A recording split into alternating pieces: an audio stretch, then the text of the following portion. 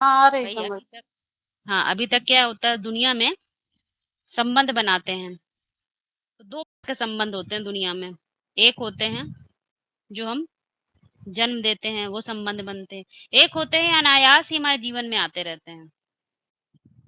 एक होते हैं पैदा हुए भी सुख नहीं देते, एक होते हैं अनायास जो हमारे जीवन में आते हैं वो सुख देते हैं। एक होते हैं जिनको हमने तो नहीं पैदा किया, परंतु वो जिसको जिस जो पैदा किए होते हैं उससे भी ज्यादा हमारे अपने हो जाते हैं। तो ये बातें समझनी है। कहते हैं भाई संबंध तो बाहर, कहते हैं जो संबंध होते हैं वो खून के संबंध अपने होते हैं। खून के संबंध अपने होते हैं। ऐसा क्यों कहते हैं? क्योंकि संकल्पों का खून है। पैदाइश तो जो होती है वास्तव में वो खून से ही पैदाइश होती है, संकल्पों का खून होता है। कल्प वृक्ष में जब हम जाते हैं तो हमें बात समझ में आती है कि बीज जो होता है उसका सारा ही सार, उसका सारा ही रस झाड़ में जाता है।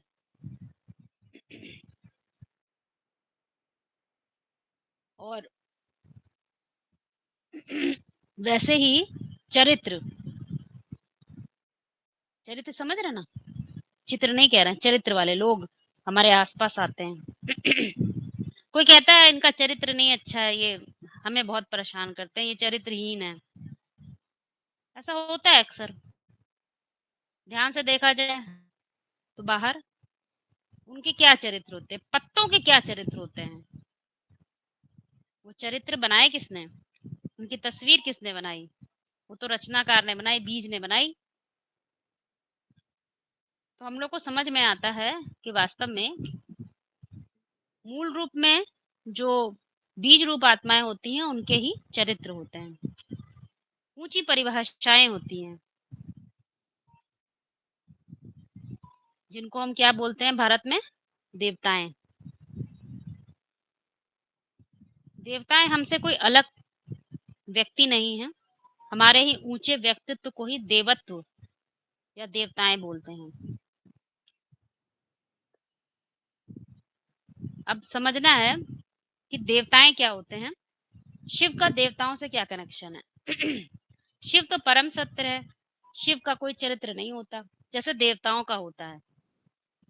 जब सत्य को हम धारण करते हैं, समझते हैं, तो क्या आता है अंदर से? प्रकाश पैदा होता है। पहले अंधकार में थे, प्रकाश पैदा हो गया। तो जैसे जैसे प्रकाशित होती जाती है हमारी बुद्धि, तो क्या हो जाते हैं, लेवता से देवता बनने की ओर बढ़ जाते हैं। एक यात्रा है। जब ज्ञान ले रहे होते हैं, लेन देन कर रहे होते हैं, तो ब्राह्मण होते हैं, और फिर ब्राह्मण सो देवता। तो जब तक ब्राह्मण है तब तक हम क्या करते हैं, तब तक हम सारी दुनिया को, बाहर से हमें कोई मतलब नहीं होता है, कोई कैसा है कोई कैसा, हमसे इससे कोई मतलब नहीं। हमें क्या मतलब होता है कि हमारा चरित्र उस कैसा है, हमारी सोच कैसी है। क्योंकि वो समझ जाते हैं प्रकृति अर्थ करने से कुछ नहीं होता, सब कुछ पुरुष अर्थ करने से ही होता है। तो सारा उनका कंसंट्रेशन किसी व्यक्ति पर नहीं रहता, शिव को पकड़ते हैं। यानी शिव जो निराकारी सत्य है उसको साकार करने की कोशिश करते हैं, निराकारी ज्ञान को साकार करने का प्रयास करते हैं। क्योंकि शिव का अपना कोई चरित्र नहीं है। वो शांति धाम का जरूर रहने वाला है, परंतु शांति धाम का रहने वाला है, परंतु क्या कहता है, तुम शांति धाम पहुंचो। तुम्हें पुरुषार्थ करके पहले पहले कहाँ पहुंचना है, शांति धाम तुम्हें पहुंचना है। क्योंकि मैं तो करता हूँ, शिव क्या कहता है, मैं तो करता हूँ, मैं नहीं कुछ करता हूँ कि मैं शांति दे दूं। तुम वहां पहुंचोगे, तुम शांति की स्थिति में पहुंचोगे तो तुम जरूर शांति के सागर बन सकते हो। तुम बन सकते हो, तुम बन सकते हो, मैं नहीं बनता हूँ, मैं तो असीम हूँ। मुझे क्यों बांध रहे हो? तुम शांति देने वाले बन सकते हो, परंतु मैं नहीं बनता। तुम परम सत्य को जानोगे, समझोगे, तो तुम्हारे अंदर अंधकार मिटेगा। जब अंधकार मिटेगा, प्रकाश बढ़ेगा, तो तुम्हारे अंदर क्या आएगा, आत्मसंतुष्टि बढ़ेगी, दुख कम हो जाएंगे तुम्हारे। सुख बढ़ जाएगा। तो कहता है मैं सुख नहीं देता किसी को, मैं करता हूँ, मैं करता नहीं हूँ। परंतु तुम जब उस स्थिति में पहुंचते हो तो तुम अपने संसार के सुख करता जरूर बन जाते हो।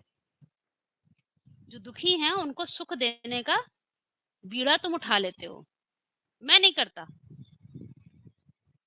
बात समझ रहे ना? शिव का कोई भी चरित्र नहीं है, वो मात्र परम सत्य है। चरित्र किसके होते हैं? देवताओं के। उनके चरित्र होते हैं जो ब्राह्मण सो देवत्व धारण करने का पुरुषार्थ करते हैं। पुरुषार्थ, प्रकृति अर्थ नहीं, ये ध्यान रखिएगा। जैसे बाहर से कोई लोग क्या करते हैं, लक्ष्मी नारायण का बाहिर बहिर्गामी जो चरित्र है, बहिर्गामी जो चित्र होता है उसको वो धारण कर लेते हैं। बाहर से चित्र उसको वो लोग धारण कर लेते हैं, बाहर से वैसे कपड़े पहन लेंगे, बाहर से वैसी स्टाइल कर लेंगे और कहेंगे हम लक्ष्मी नारायण हैं। तो ज्ञान कहता है ये सब अध्यात्म नहीं है। बाहर से जितने भी तुम गुण और चरित्र धारण करने का प्रयास करोगे, इससे कोई रिजल्ट नहीं निकलेगा। क्योंकि जो शिव है वो निराकार है, उसका कोई आकार नहीं है। वो सत्य को तुम अपने जहन में धारण करोगे, अपनी बुद्धि में स्वीकार करोगे, तो वो निराकारी ज्ञान साकार होगा। और जब वो साकार होगा तो तुम्हारी बुद्धि खुद ही निर्णय करेगी कि मेरा चरित्र कैसा होना चाहिए। ऊंचे से ऊंचे चरित्र को तुम परिभाषित करोगे, तुम उसको आकार दोगे, तुम रूप दोगे उसको। बात समझ रहे? रूप देना, उस चीज को आकार देना। इसीलिए शिव का जो कोई रूप नहीं होता, उसको बता देते हैं रूप है, निराकार है, रूप है। किसका चरित्र और चित्र होता है? शिव बाबा का। अर्थात वो 11वीं इंद्रिय के द्वारा जो धारण किया गया सत्य है वो ही मुख्य है, उसी की पूजा होती है, उसी की महिमा होती है। बाकी शिव का कोई चरित्र नहीं होता है। तो यही बात समझनी है कि शिव से संबंध नहीं बनते। शिव तो क्या अकर्ता है, शिव अकर्ता है। करते कौन है? जिनके चरित्र होते हैं। जो जिनके चरित्र होते हैं वो ऊंची स्थिति में होते हैं तो अच्छे अच्छे कार्य करते हैं, और जैसे जैसे उनकी स्थिति नीचे आती जाती है वैसे ही उनसे अंधकार में जाते हैं, तो उनसे काम की खराब होने लग जाते हैं। तो सारा अभी कंसंट्रेशन किस पर रखना है कि हमारी बुद्धि में निराकारी सत्य ही साकार हो, असत्य ना साकार हो जाए, शिव की जगह शव ना साकार हो जाए। ये बात थोड़ा ध्यान रखें आप लोग, शिव की जगह शव ना साकार हो जाए। इसीलिए ज्ञान के जितने भी पॉइंट्स है वो बहुत महत्वपूर्ण है। एक एक पॉइंट हमारे लिए मुरली, एक एक पॉइंट हमारे लिए महावाक्य की तरह कार्य करना चाहिए। कोई अपनी मनमत लगाते रहते हैं, उसमें मोड़ तोड़ करते रहते हैं, तो जैसे वो संबंध परम सत्य के साथ बनाएंगे, जिस रूप में धारण करेंगे, वैसे ही उनकी दुनिया के लोग भी बनेंगे, वैसे ही परिवार, वैसे ही संबंध बनते जाते हैं। इसीलिए कोई किसी पर दोषारोपण नहीं कर सकता है कि दूसरे ने हमारे साथ ऐसे किया। तुमने ही उनको पैदा किया है अपने संसार में, तुम ही कारण हो, इसीलिए वो हमारे साथ में आए हुए हैं। इसीलिए ज्ञान कहता है अपने और अपने को देखो, दूसरे को मत देखो। यहाँ तक सबको क्लियर है? आगे बढ़ा जाए। अगला पॉइंट है,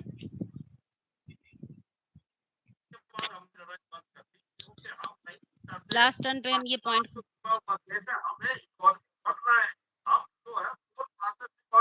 आप लोग कुछ कह रहे हैं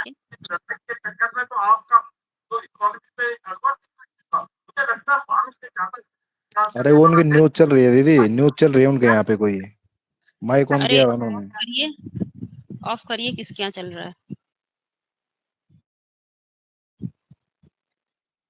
तो ये बात हम लोग को समझ में आ गई कि शिव के गुण नहीं होते हैं, शिव बाबा के गुण होते हैं। शिव बाबा कोई व्यक्ति नहीं है, व्यक्तित्व है, और व्यक्तित्व को हमें समझना है, धारण करना है। हमें मतलब कौन? ये नाम रूप के जगत वाले नहीं। ये ध्यान रखिएगा हमेशा, जब भी कहा जाता हमें ये करना है, हमें, तो हमेशा टेम्परेरी गत अपनी बुद्धि में ना लाया करिए, क्योंकि हम ये काम कर नहीं सकते। इस दुनिया में रहकर जब भी हम कोई काम करेंगे तो अहंकार जरूर आएगा, हर चीज का अहंकार आएगा। क्योंकि हम फिर क्या बन जाते हैं? कोई ना कोई व्यक्ति बन जाते हैं। किसको धारण करना है? टेम्परेरी रथ से नहीं, मुकर्रर रथ से। शिव बाबा के गुण दिखाए जाते हैं। सभी को क्लियर हो रहा है ना? कहते हैं कि शिव प्रेम देता नहीं है, परंतु प्रेम का सागर है। वो देता नहीं है, परंतु तुम उस प्रेम, मतलब कौन सा प्रेम है आप लोग को क्लियर किया गया, सच्चा प्रेम। सत्य से जो प्रेम तुम कर लेते हो तो दुनिया तुमसे वैसा ही प्रेम करती है। सत्य से तुम्हारे प्रेम कितना है ये ध्यान रखिए। सत्य से, शाश्वत सत्य से तुम्हारा प्रेम ही तुम्हारे जीवन काल में प्रेम की परिभाषा बना देता है। जीवन काल में जन जन्मांतर के लिए वही तुम्हारी प्रेम की परिभाषा रहती है। जो आत्मा से प्रेम करना सीख लेता है, जो सत्य से प्रेम करना सीख लेता है, वो चमड़ी से प्रेम नहीं करता। वो चमड़ी को गोरा और काला देखकर प्रेम नहीं करता। उसका प्रेम भी कैसा होता है, बड़ा ही शाश्वत होता है। शाश्वतता से प्रेम करता है, बुद्धि से प्रेम करता है, विद्या से प्रेम करता है, उत्कृष्टता से प्रेम करता है। एग्जाम्पल दे रहे हैं आप लोगों को। सत्य से प्रेम करना जिसको, तो प्रेम इसीलिए कह दिया, इसीलिए परिभाषा दे दी जाती है क्या, कि सच से प्रेम ही, इसी को नाम देते सच्चा प्रेम।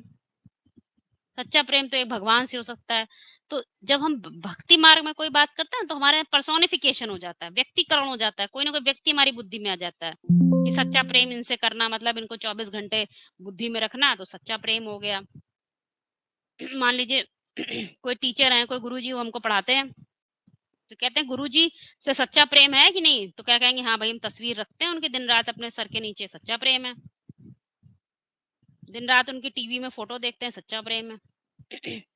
आध्यात्मिकता ये नहीं, सत्य से प्रेम ही प्रेम है। सत्य से प्रेम, शाश्वत सत्य से प्रेम ही प्रेम है। ये बात समझने की है। जब हम शाश्वतता से प्रेम करते हैं तो हम देह के प्रेम में कभी फंसते नहीं है। बात समझ रहे ना? देह के प्रेम में, और बड़ा अंधकार है देह के प्रेम में, ये भी ध्यान रखिएगा। दुनिया राजाएं चौपट हुई है इसके कारण, देह के प्रेम के कारण। सत्य से जो प्रेम करता है बड़ा ही आनंद में रहता है, क्योंकि वो आत्म तत्व का जानकार होता है। उसको प्रेम की परिभाषा आ गई समझ में हम लोगों को, कि प्रेम की उत्कृष्ट परिभाषा बनानी है। फिर कहा जाता है पतित पावन, तो मुरलियों में क्या आता है, शिव पतित पावन नहीं बनाते। पतित पावन, पतित से पावन बनाने वाला कौन है, तो कहते हैं शिव बाबा हैं। ध्यान दिया होगा आप लोगों ने पॉइंट। पतित से पावन कौन बनाता है, जो पतित बना ही नहीं खुद, तो क्या उसे एक्सपीरियंस होता है कि कैसे पतित बन गए तो कैसे पावन बनाना है, कैसे कांटा बन गए तो कांटे से कैसे फूल बनना है। तो कहते हैं शिव अकर्ता है, करता वर्ता नहीं है कुछ भी। तुम उस ज्ञान को जब धारण करते हो, समझते हो, तो तुम्हें मालूम चलता, अरे मैं तो गड्ढे में गिरा था भैया, मैं तो पतित था, मेरी बुद्धि तो पतित थी, अब मैं इसी पतित पने को छोड़कर पावन बनूंगा। शाश्वत सत्य को समझकर गिरे हुए गड्ढे से मैं ऊंचाई पे चढ़ूंगा, हिमालय की चोटी पर चढ़ूंगा। अब वो अनुभवी हो जाता है, उसको अनुभव था मैं कैसे गिरा था। उसका अनुभव से जैसे ही सत्य मिलता है, मैच होता है, तो क्या होता है, वो उठने लग जाता है, पावन बनने लग जाता है। पावन समझ रहे, क्या चीज नीचे गिरती है और क्या चीज ऊपर गिरती है, तो बता दिया 11वीं इंद्रिय। जो मन है, हमारी 11वीं इंद्रिय थी, श्रेष्ठ इंद्रिय थी, जिसको हम दुनिया में सिक्स सेंस भी कहते हैं। अभी क्या है, काम करता है वो, दूसरों की सुनी सुनाई बातों पे काम करते हैं कि अपनी 11वीं इंद्रिय के आधार पे काम करते हैं। आज समझ रहे हैं आप लोग, दुनिया में सबसे बड़ी प्रॉब्लम क्या आ रही है पता है, जो ये इंटरनेट है, जो हमारे सामने टीवी मोबाइल जितनी भी चीजें हैं हमारे सामने, ये सब हमारे माइंड के साथ गेम खेल रही हैं। आप समझ रहे हैं, हमारे माइंड को भरमा रही हैं। आज इंसान कठपुतली बन गया है इंटरनेट का। हम डेटा बन गए हैं, डेटा समझ रहे हैं, हम केवल एक स्रोत बन गए हैं, लोगों के पास हमारी इंफॉर्मेशन जा रही है, जानकारी जा रही है, और उन जानकारियों के द्वारा जो कंपनीज हैं बड़ी बड़ी, वो हमारे दिमाग के साथ खेल रही हैं। आप अपने मोबाइल में 10 एक ही प्रकार की चीजें देख लें, उसके बाद वहां पहुंच जाता है डेटा कि आप जो है इसी प्रकार के दिमाग वाले व्यक्ति हैं। अब रात दिन आपके पास वही चीजें आएंगी, वो एक आपके अंदर से सोर्स इंफॉर्मेशन हम निकाल खुद लेते हैं कि आप कमोडिटी किस बन गए तरह के दीदी, हाँ, कमोडिटी, हम करेक्ट वर्ड, कमोडिटी बन गए हम कमोडिटी खुद। बन गए। हाँ बिल्कुल, कमोडिटी मतलब हम एक सामान बन गए हैं, वो हमें सामान के साथ खेल रहे हैं, तो हम खेलने दे रहे हैं उन्हें। इन बातों को पकड़िए, समझिए। वास्तविकता क्या है, हमारी बुद्धि पतित होती चली है, हमारे हाथ में कंट्रोल खो गया है।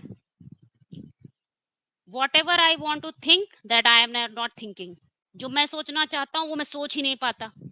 आजकल के बच्चे क्या कहते हैं, करना तो चाहते हैं परंतु कर नहीं पाते। सोचते तो बहुत हैं, जो ड्रग एडिक्ट्स होते हैं ना, जो ये नशे वाले वो लोग होते हैं, उनसे कहो तो कहते हैं करना तो चाहते हैं परंतु कर नहीं पा रहे, क्योंकि आपने एक नशे में आप अंदर घुस गए हो। ऐसे ही ये सारा जितना काम हमारे साथ हो रहा है, हमारे दिमाग के साथ खेला जा रहा है।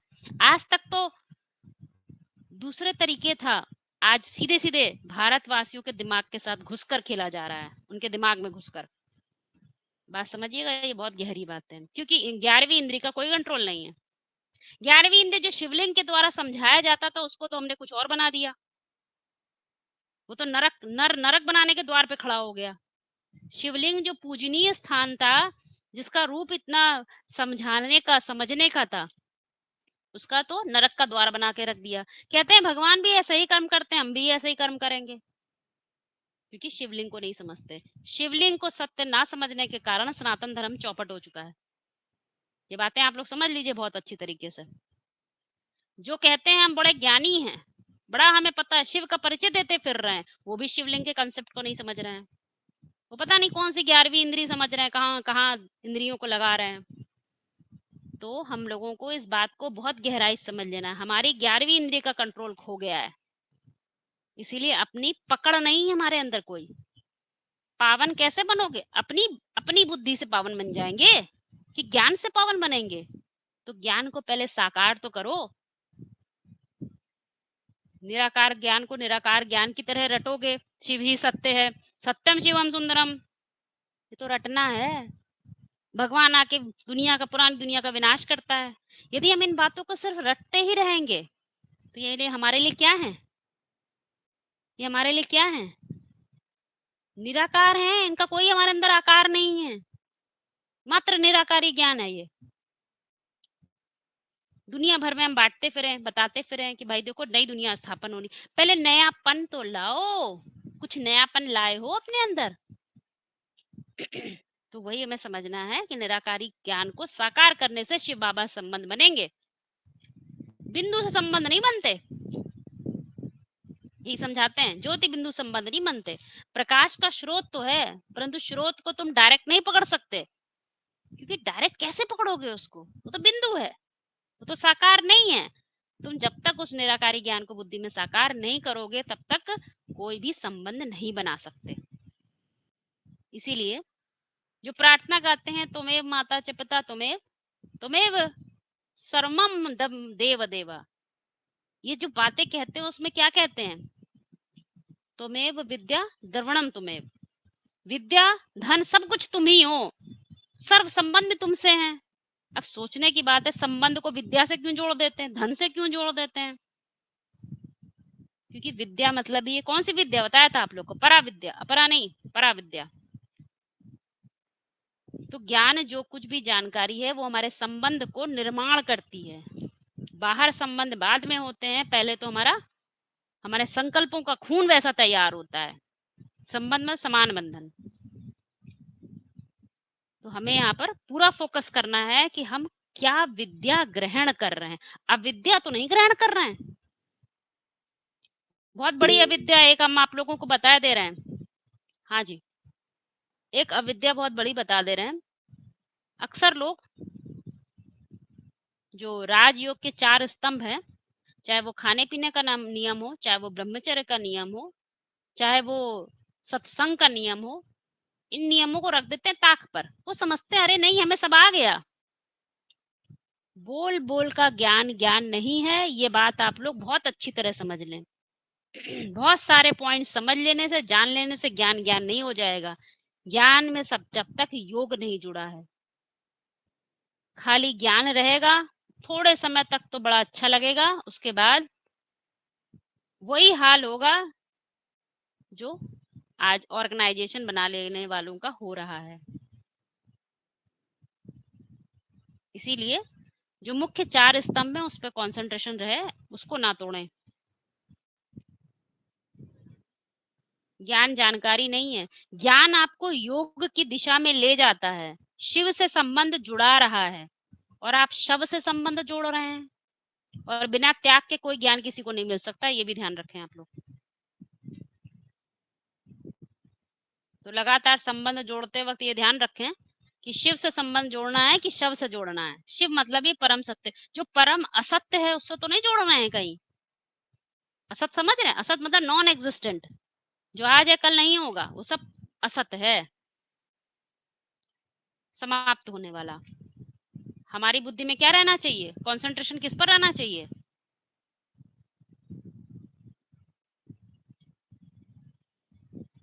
शिव पर रहना चाहिए।